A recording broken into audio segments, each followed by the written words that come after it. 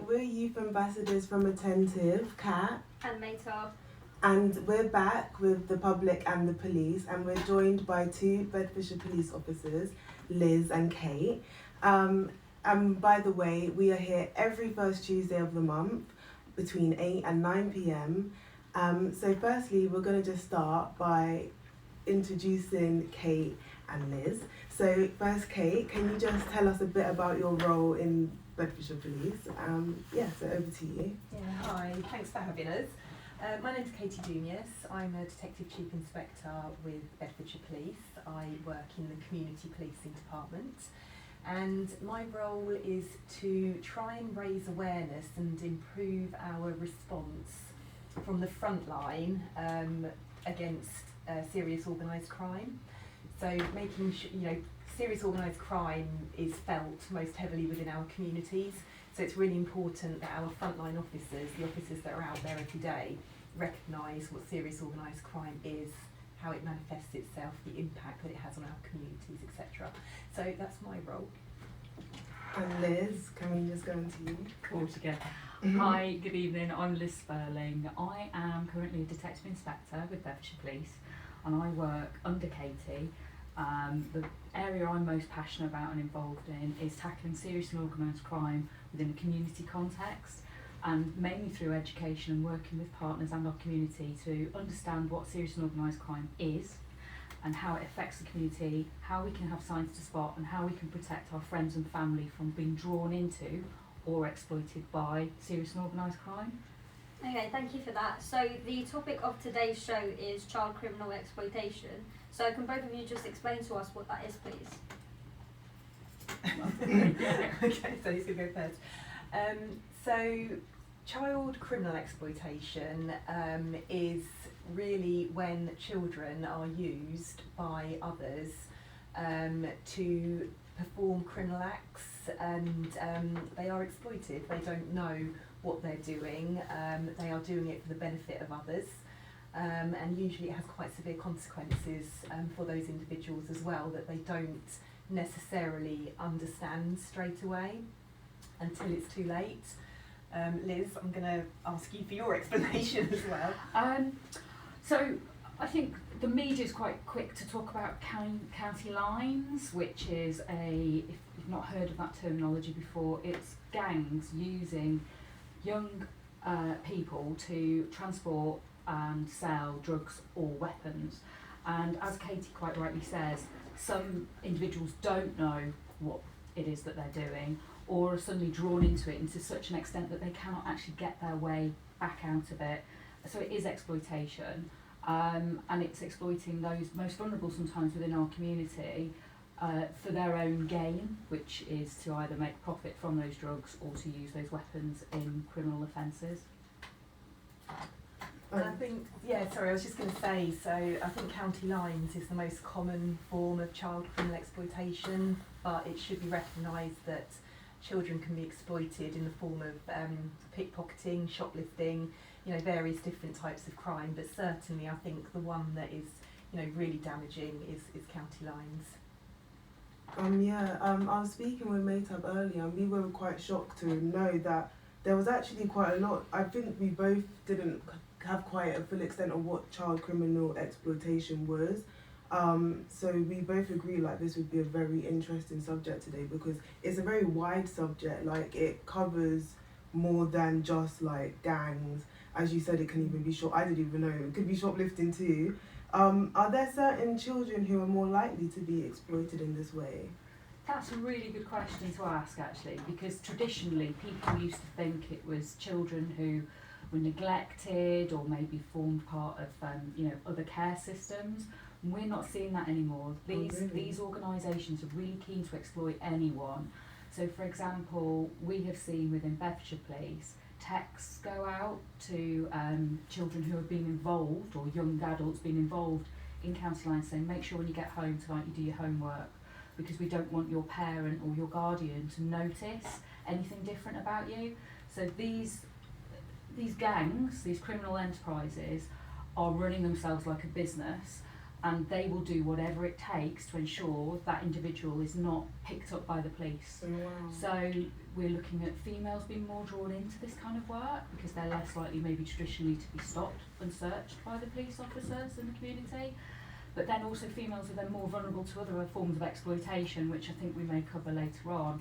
So it's raising awareness that, you know, you could get involved in something quite innocently and then be exploited further along the line in other ways.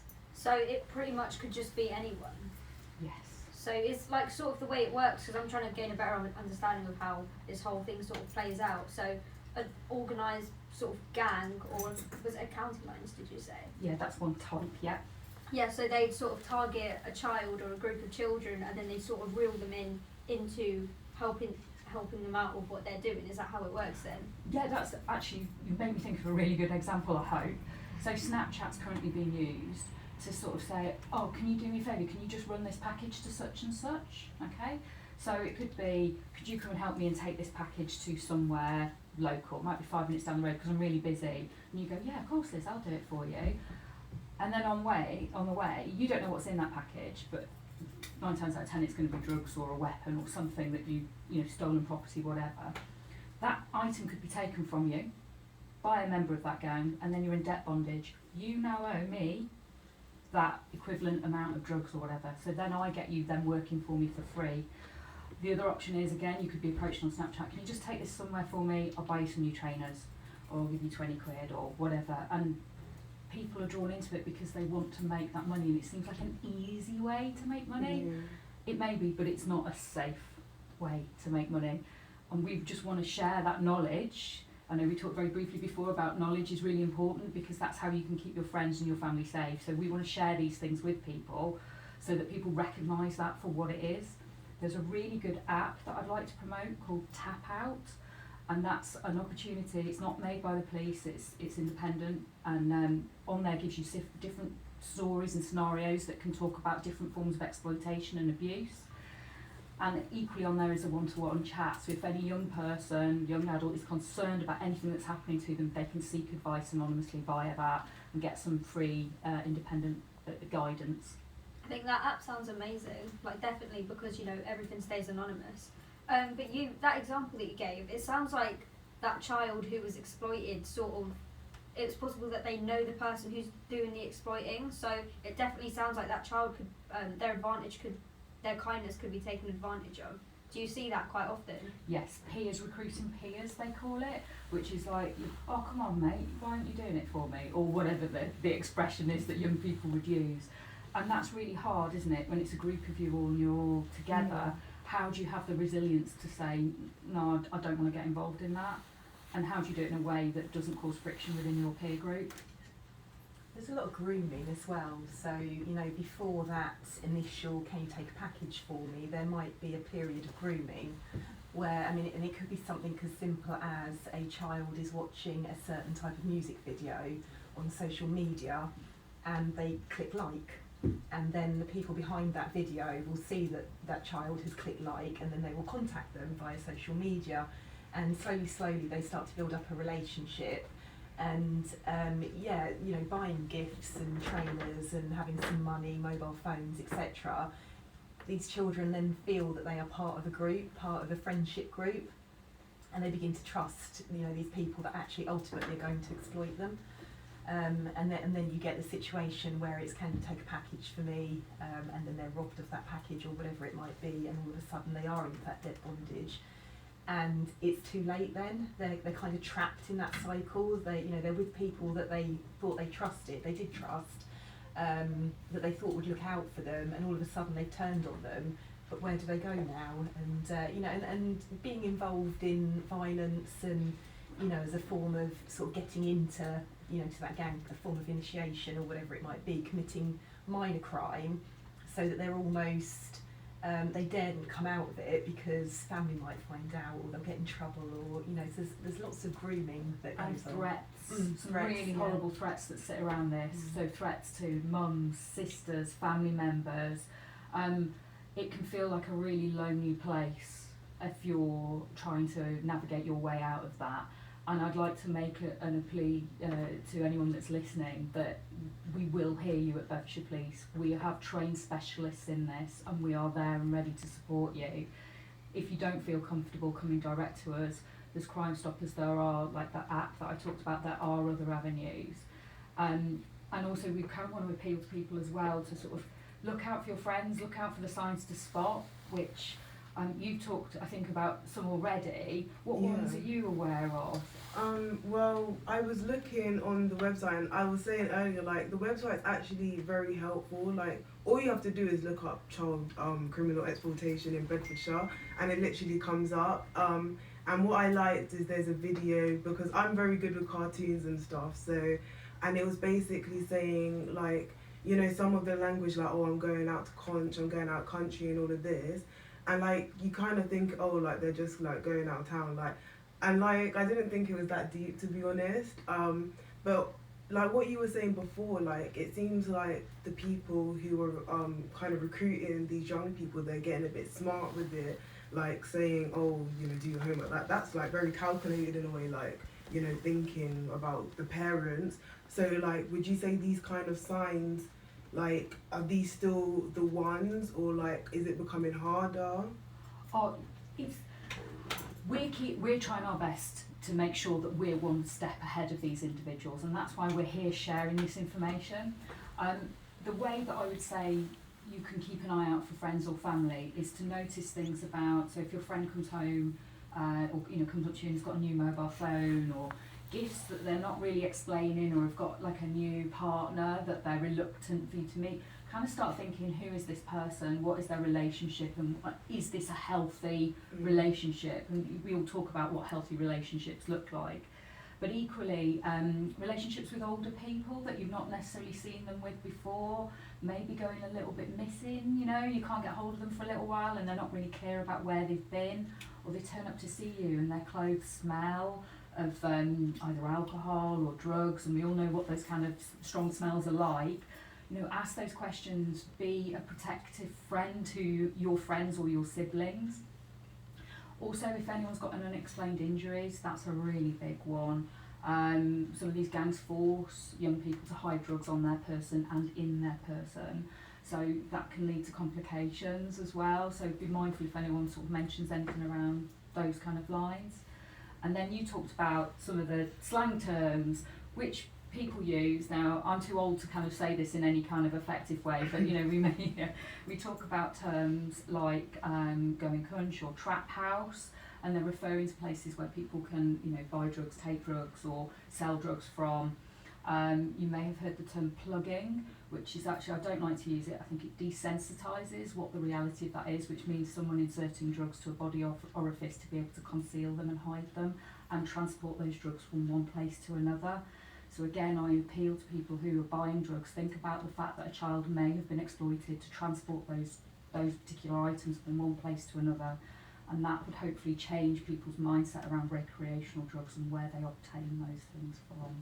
What would you say to a child who's in that position where they've been exploited and they finally just realise what's been going on, and say, for example, they want to get help or like contact you guys at the police, but the thing that's stopping them is that they're worrying that they might be charged or something because technically what they're doing is illegal. So what would you say to that? Yeah, that's again fantastic questions. I personally don't want to see people criminalised who have been subjected to these kind of offences and are survivors of them. And as soon as someone approaches us, we have trained officers to recognise the signs and what's actually happened. We can put wraparound care around individuals that this has happened to. I want to reassure people it's never too late. Yes, there are consequences to actions, and we do have to deal with some elements of that.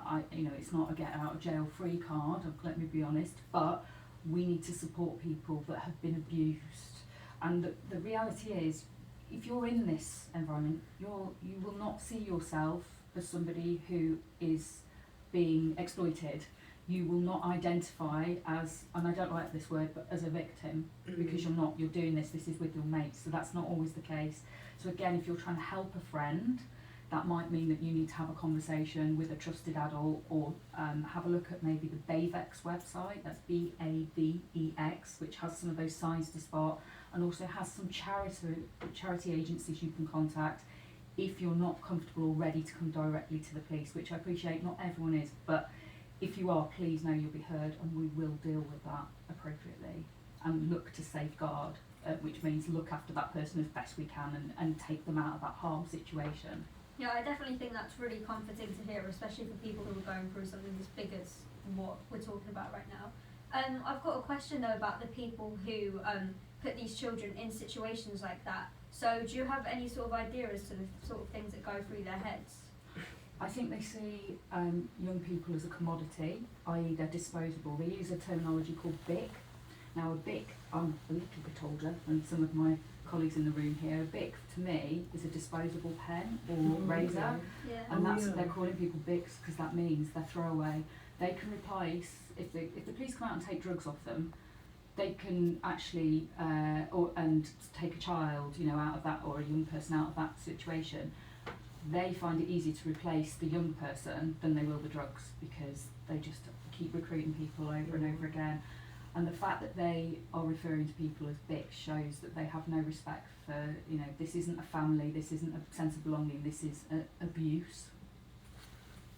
I think just going back to what you were saying about, if a child has realised the situation that they're in and they're, thinking, how can I get out of this, and worried about the consequences of what they've been doing.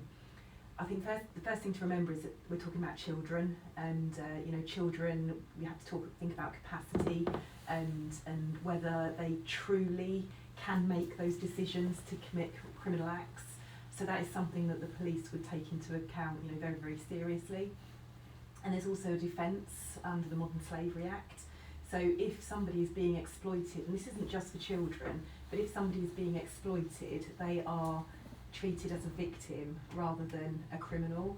So obviously we have to do a full and thorough investigation, but first and foremost we're talking about children, and as Liz said, we don't want to be criminalising children because it's just a path that there's very little recovery from.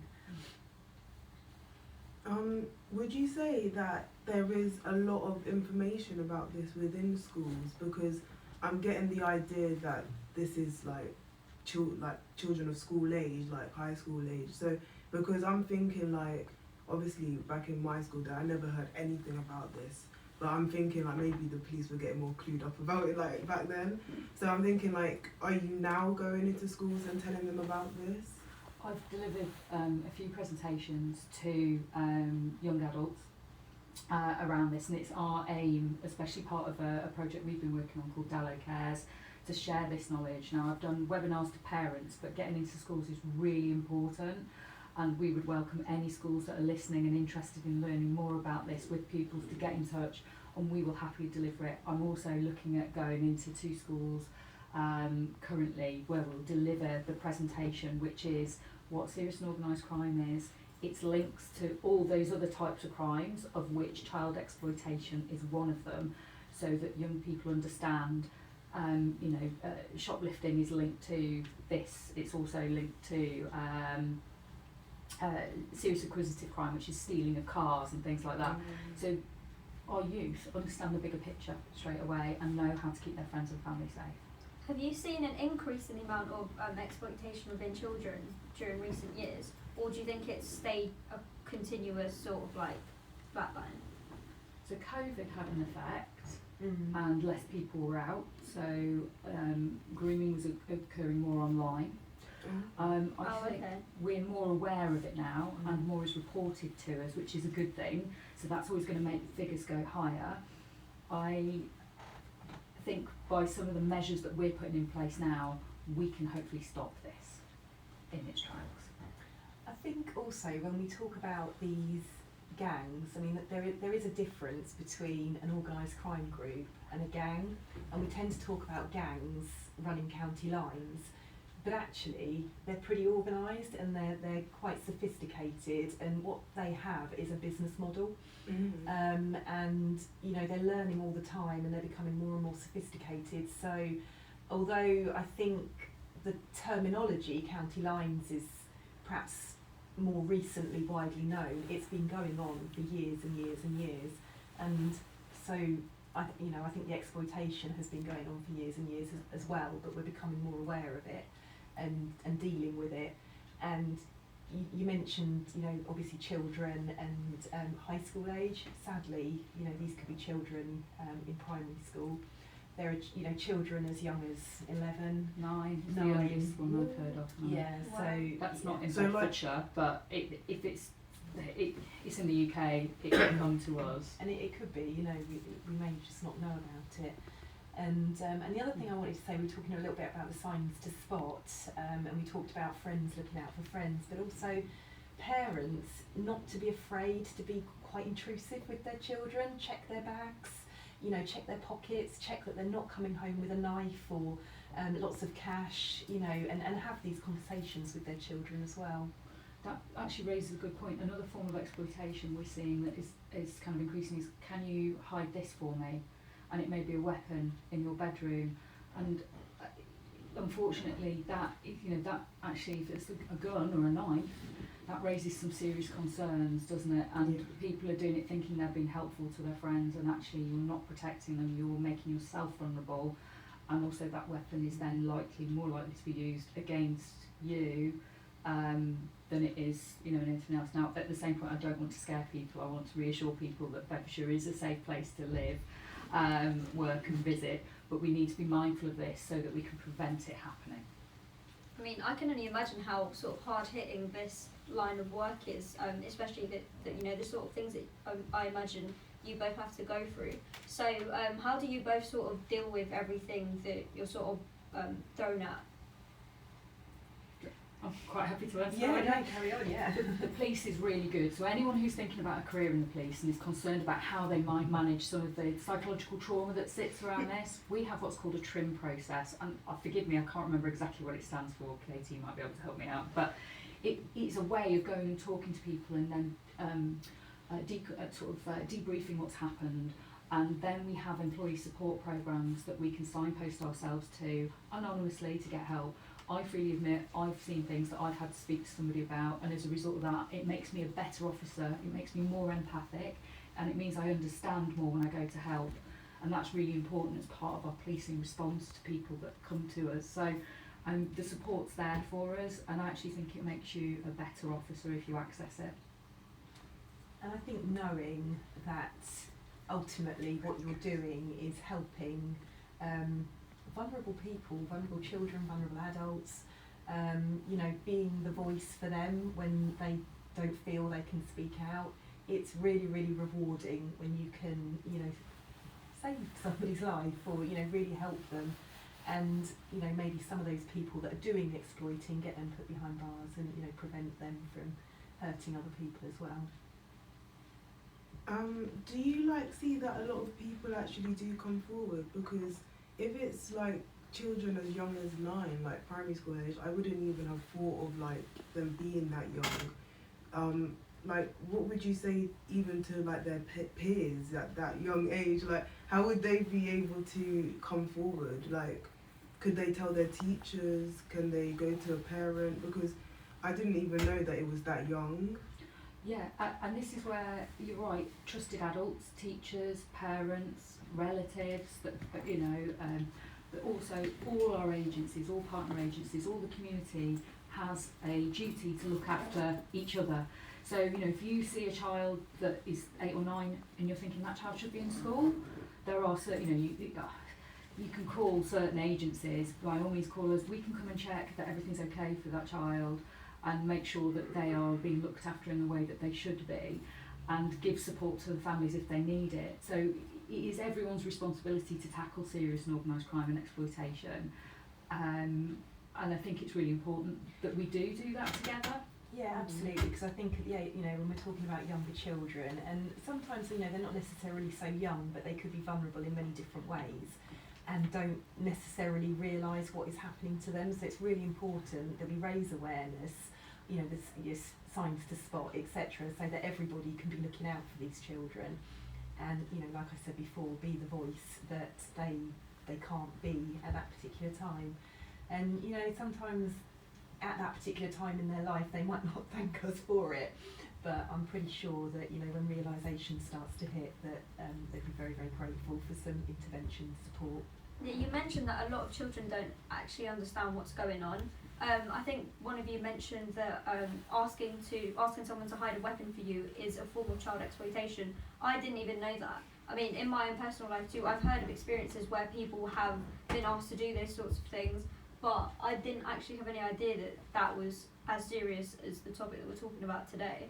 So hearing that is quite scary. Thank you, and that's why we encourage people to please talk to us or reach out to some of those other agencies that I've mentioned previously. Together we can make a difference for those individuals.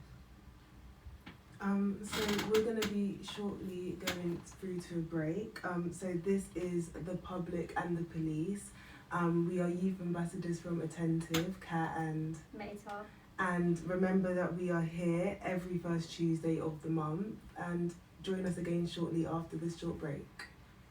Hi guys, and welcome back to the Public and the Police here on Luton Urban Radio, here on the first Tuesday of every month. So today me and Kat are joined by two Bedfordshire police officers, Katie and Liz. So before the break we were talking about child exploitation, which is the whole topic of today's show.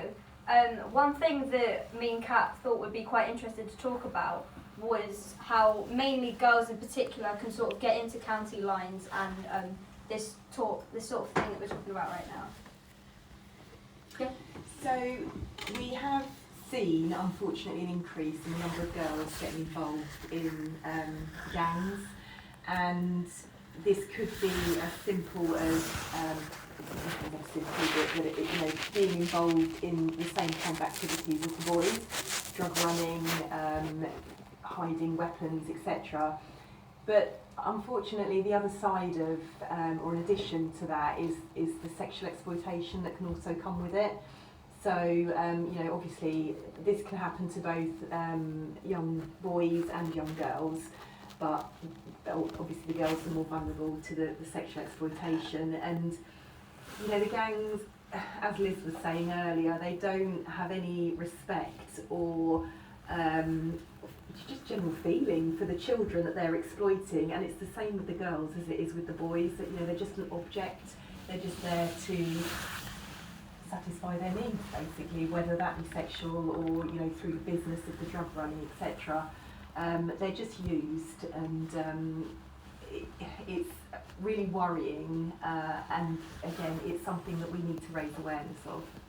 Yeah, children and young people can be sexually abused for money, power or status by these individuals, and you may see things like drugs, alcohol and gifts being given in return for sexual activities, or young people can be really susceptible to being sexually exploited online. So the term catfishing, where you think you're chatting to somebody else and then there's the encouragement to send nudes or whatever else, and that can be then taken completely out of context and they can be exploited that way.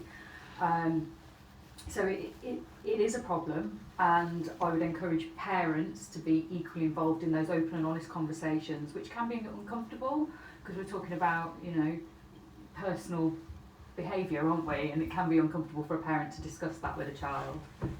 I think that there's definitely been an increase within sort of things going on online because of how easy it is to do. Like when I was doing some research just before I came, in regards to today's show, I was watching this YouTube video and it was speaking about, so it was the perspective of a young girl and the perspective of a online groomer, and the groomer was pretending to be a 14-year-old boy who she personally knew, and he behaved as if they knew someone mutually, and this man was literally talking through how he was sort of getting into her head and everything, and I just thought it was so crazy as to how convincing he was, because anyone could fall for that. Literally, it's like when you're being sort of manipulated in that way, you sort of get into a trance and you can't sort of see the signs. So I thought that was really quite scary actually, because it's so easy for someone to fall for it.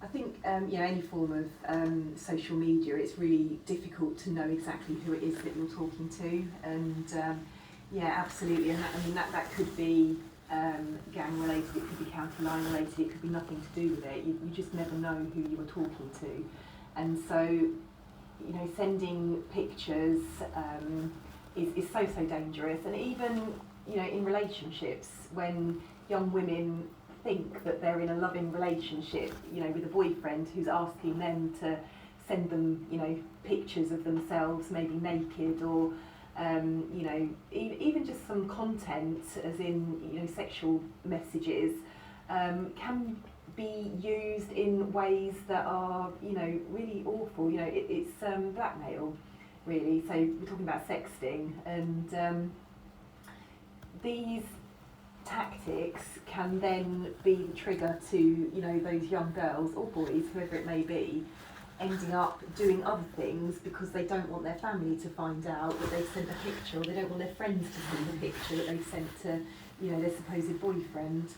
So I think social media is, yeah, really, really dangerous, and definitely need to be very, very careful. I think it's really important to understand that we, as a police service, see this as an abuse, and that we don't blame the person who originally took the picture and sent it. Okay, they sent it with good intent, and I understand that's how people, you know, some people conduct relationships nowadays, and that's fine, and then it backfires on them.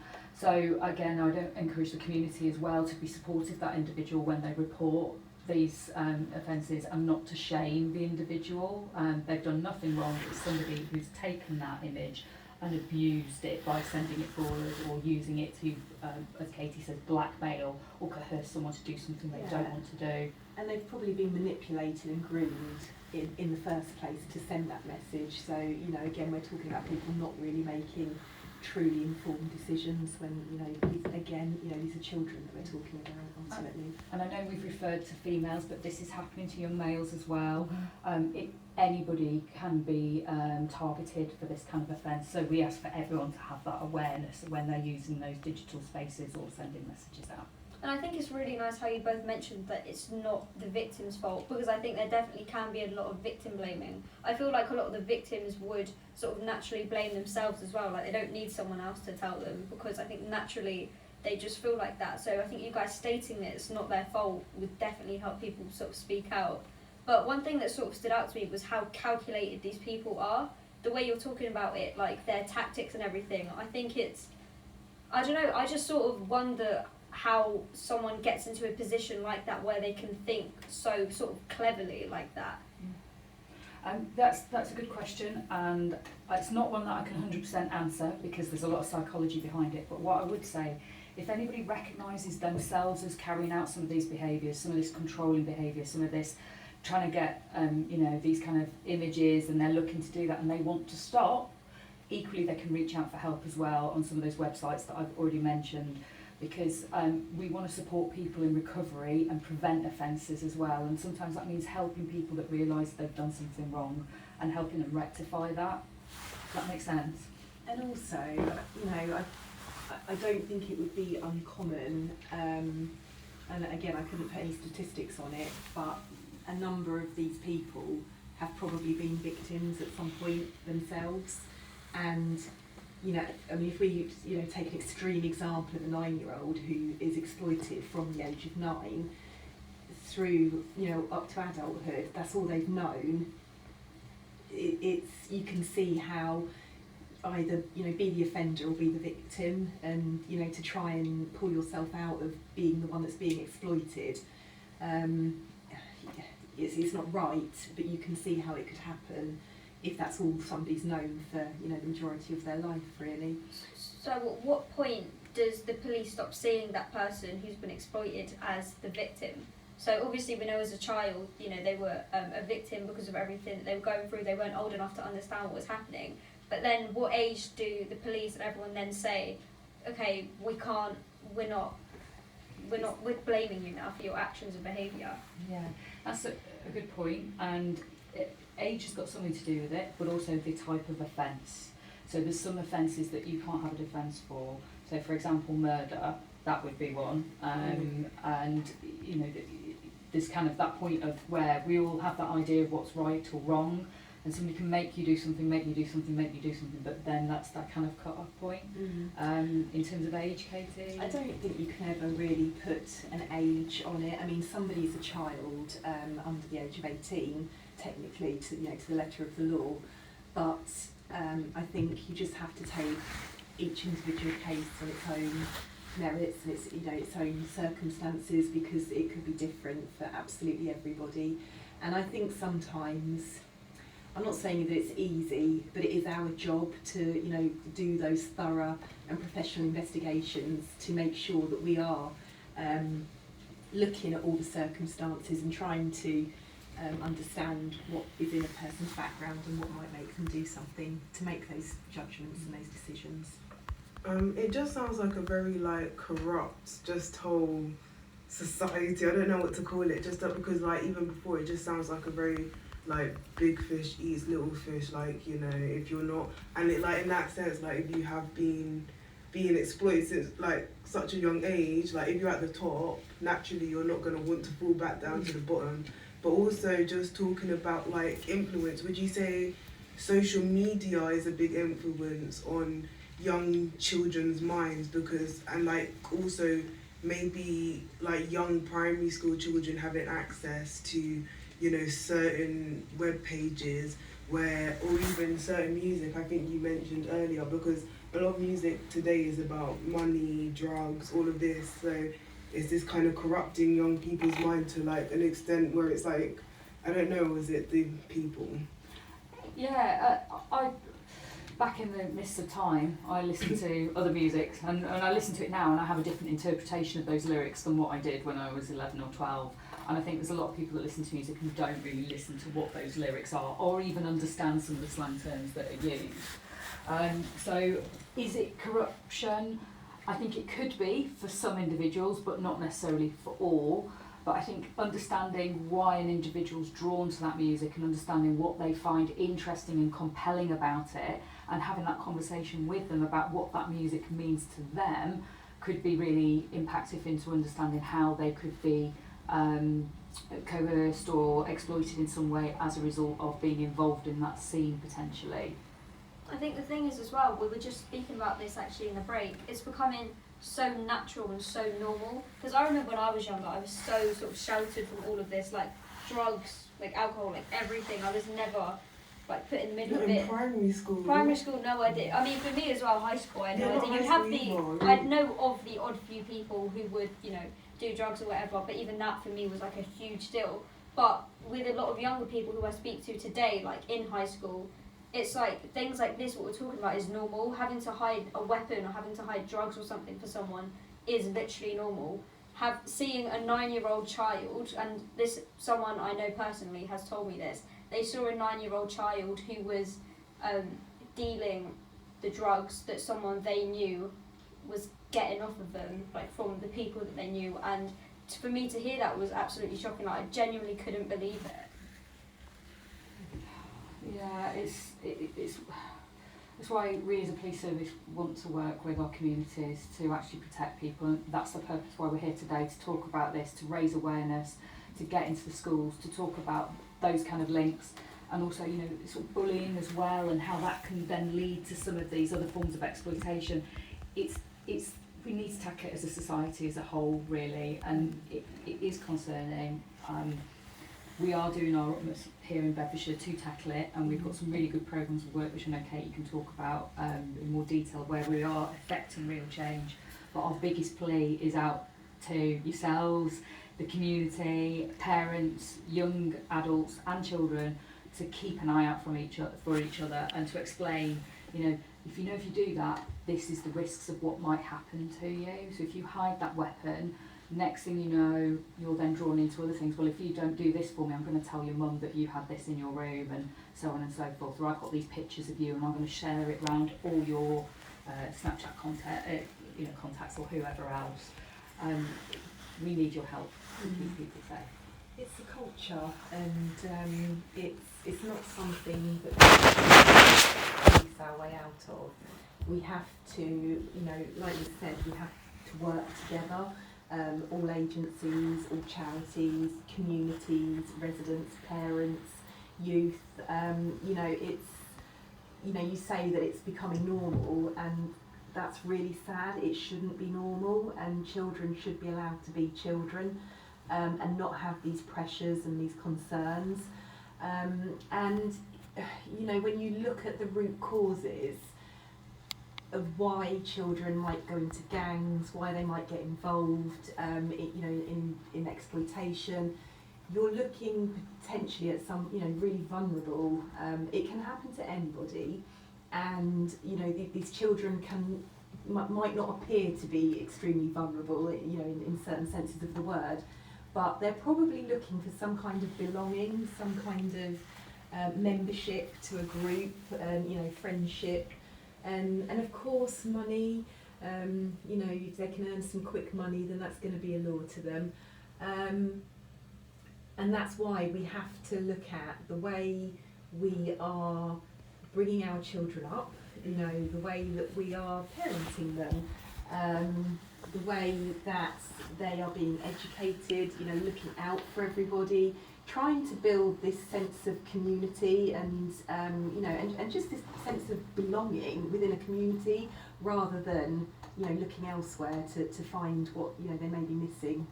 Either at home or by community, that's not just where you live. That might be the school you go to. It might be your friends. It might be other groups that you're part of. Each one of those is a community, and we're really keen to we want to preserve people's innocence as much as possible, but equally give them enough information so that they can keep themselves safe. So some of the subject matter we've talked about tonight wouldn't necessarily be relevant at that level of detail to a primary school, but we can cover some of the elements that are relative to them, so they know how to keep their friends safe, and then scale that knowledge up as we move through that life experience that young people have. Yeah, definitely. So you spoke about how young people, their friends, and how it's good to inform everyone about criminal exploitation. So what advice would you give to bystanders? So say, for example, I was that friend who knew that one of my friends was being told to hide a weapon or to hide drugs for someone else, for example. What advice would you give to me? Because in my high school, I remember there was this saying that the teachers would say all the time, and it was, if you're there, you're involved. So I do feel like a little bit of responsibility has to sort of be taken by the people around them and by the people who are aware, because everyone has that power to sort of make a change and to help someone else out. So what would you say?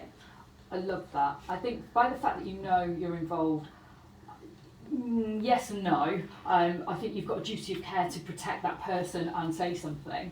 How you choose to do that is a personal, individual choice, but there's several ways. Trusted adults, so that could be a teacher that you respect or listens to you. It could be a youth worker. It could be a parent. It could be an older sibling. It could be a friend's older sibling. It could be via Crime Stoppers, which is anonymous. And you can text that in anonymously, so it will never come back to you. Because we do hear, don't we, people like, oh, I don't want to grass, what's that expression that they always say, snitches? Snitches get stitches. Exactly. So if you're concerned about the repercussions, then you can deliver that information in a safe way. But yeah, you're right, that duty of care is on all of us to protect our friends and our family, isn't it? I think something that might be stopping people from speaking out is, you're just speaking about snitching and being a grass. I definitely think there's a sort of thing going on in our culture that if you speak out about something, then all these bad people will sort of get onto you, and they'll hurt you, they'll hurt your family, they'll find out everything about you. So what advice would you give to people who are struggling with that sort of fear? Crime Stoppers, anonymously. It protects you, it protects your family, but equally, if we tolerate it, it will continue, and we need to stop this in our tracks, and that means people need to sort of speak out about why this is so wrong and how it damages lives. So Crime Stoppers, if you're worried about consequences, directly you can deliver that information through to ourselves, and it will be anonymous. No one will ring you back, no one will come back to you about it. So does that mean that some protection will be provided for those people?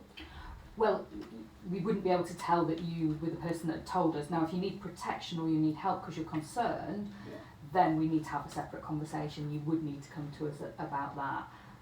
But ultimately, if those individuals don't know that you've told anybody, would you be safe? Yeah, good. Yeah, you would. And I definitely think people being aware of that is very good. I think that's something that I was thinking about before I came here today, because I'm 19 years old. I'm not completely clued up on what child exploitation was. Well, I wasn't just before I came. I was trying to do research on it, but I couldn't really sort of grasp the whole concept of it. So I feel like having these sorts of conversations, I'm not saying you guys need to go as in depth as we have today with like primary school kids, but talking about it I think is very good, especially raising the awareness, because then you at a young age, if you're fully aware of what's going on and what it means and everything, then you can stop it. Yeah. I wanted to ask, like, I don't know if you covered it earlier, but like, how would a primary school kid like get targeted? Because you were saying like it could be like, you know, friends saying like, oh yeah, come in, like, and I also think it's like very important to state like if your friend's saying like come and join, I don't think they're your friend. But yeah, like how is it primary school kids get, like I'm still very shocked about that. Okay, so I'm not saying this is happening all the time everywhere, so I just want to make that clear, but people with older brothers and sisters. Okay. Yeah, I need you to do this for me. And unfortunately we're seeing siblings bring siblings into it, or friends bring friends into it, because they don't know how else to do this, and they're being put under immense pressure by these individuals to either deliver packages, pick packages up, make money, sell stuff, whatever it is. So those younger individuals, it will be circumstance. It's when we talk about older youth groups, that might be targeting at certain, parks or places that young people go. For those younger age groups, it's probably more likely to be, filter down within extended family. And I think if you've got a child, at a very young age, and they are experiencing difficulties at home, maybe they're witnessing domestic abuse, or they have alcohol and drugs within the family. They may be quite isolated from their family and probably quite withdrawn. If they're out in the community and suddenly an older child pays them a bit of attention and invites them to come and join this friendship group, it's probably quite attractive to them. And again, it's just going back to that whole grooming thing and just playing on people's and manipulating children's vulnerabilities. And a lot of the time, unfortunately, and it can feel like a protective, a real family that you've never had before being part of this. I've got a big brother or big sister who's looking after me, and he's giving me food, and I've got clean clothes, and actually all of a sudden it feels like a safe place for a while till it goes wrong, and we can both say, hands on our hearts, it will go wrong. So I think at the end of the day, these children, obviously, as we were saying, they're not criminals, they're just little kids who are looking for a sense of belonging and to feel wanted. That's what it really is at the end of the day. Like stepping away from that kind of grooming, kind of like they're trying to coerce these people into coming in. Would you say there's a link between bullying and exploitation, like just purely bullying the people to come in and get involved? I think it is kind of going back to that vulnerability. If a child is being bullied, they that will have a significant impact on them, on their self-esteem and their self-confidence. They probably will be quite withdrawn and quite isolated. So again, they are a prime target for exploiters to come along and say, don't worry about those bullies, come and join us, we are a family, we'll protect you, we'll look after you. And so I think they are vulnerable and therefore more susceptible. But then also, I think we do see people who think that this is aspirational. I'm going to be part of a gang, I'm going to win loads of money, I want to be famous within my community, and they may be not understanding of the consequences of getting involved. It seems like easy money, it's status, and they can be, not vulnerable in any of those vulnerabilities we've already talked about, but vulnerable in the sense that they don't understand what they're getting themselves into. Does that make sense? Yeah. It's like they're almost like, putting their foot in too deep, and like they think they're older and they are smarter than the people they're working with, who are experts at doing this and have done it for quite some time. And that's why it must be so difficult for young children, like primary school kids, to fully comprehend what they're doing, which brings us on to why it's so important to be spreading this awareness. So what would you say to schools who are afraid to invite you in to discuss this topic? Because obviously it's really important, and you guys know better than anyone how important it is to spread this sort of knowledge. So what would you say? I'd say speaking to people at a reachable, teachable age is really important. We shouldn't be afraid of this conversation. This is not accusing schools of this happening in the school. We're saying that this is part of an educational development that safeguards our young people from being exploited or vulnerable to harm. And schools are really good. They are moving forward. There are programmes. I appreciate it may not have been in your curriculum, but we do have some really good links in with our local schools who are delivering this content. So we just need to make sure that we push it far and wide. Equally, there's other websites that I'd like to signpost people to. The NSPCC website is really informative. The PACE, that's Parents and Children Against Exploitation website, it's got loads of really good links on, and the BAVEX website, hopefully we'll be able to get some links on that people can actually see and refer back to in case it's a bit quick for them. Use those in conjunction with, if your child comes home from school and starts talking about it, then you as a parent are informed and can have those conversations with them. Just 10 seconds to just say. Yeah, I would say to schools as well, don't be afraid of what the parents are going to say about teaching this topic, because from the experiences that we've had in some of the work that we've been doing, parents want these conversations to be had in the schools and for their children to have this awareness. And I definitely think that a lot of people think that if you speak about a certain topic, it will make the children more likely to get into it. Whereas I think it's the complete opposite of that. If you speak about it before things can go wrong, then it helps it out sort of straight away. Yeah, they'll know the adults are already kind of clued up on it. And I think it's not even certain children who need to be clued up about it. Because I remember in my school, it was only kind of certain children who were selected. I think it's important that everybody in the year group and the school know about it, because as you said, there's signs that, us as a community can also detect, and then also help those individuals as individuals ourselves. But this is us coming to the end of the show. It's been a lovely discussion with Liz and Kate. Thank you so much for coming in and talking to us.